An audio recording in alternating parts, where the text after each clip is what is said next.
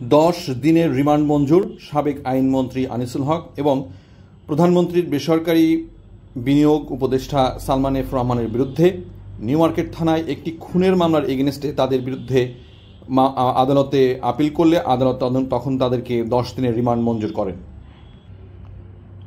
উল্লেখ করা যেতে পারে, চলমান বৈষম্য বিরোধী আন্দোলনের সময় ঢাকার নিউ মার্কেট এলাকায় সংঘর্ষ বাধে এবং সেই সংঘর্ষে শাহজাহান আলী নামে এক হকার নিহত হয়।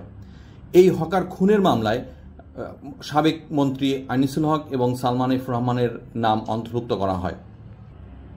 আজ বুধবার সন্ধ্যা 6:30টায় ঢাকার চিফ মেট্রোপলিটন ম্যাজিস্ট্রেট কোর্টে তাদেরকে হাজির করা হয়। তাদেরকে যখন কোর্টে হাজির করা হয় তখন বিএনপিপন্থী আইনজীবীরা অনেক মিছিল করছিল এবং অনেকেই ডিম নিক্ষেপ করছিল তাদের দিকে এবং গাড়ির দিকে। তারা দুজনেই হেলমেট পরা ছিলেন। এই সময় আদালত চত্বরে পর্যাপ্ত পরিমাণ সেনা এবং বিজিবি সদস্য মোতায়েন করা হয় পুলিশের পাশাপাশি।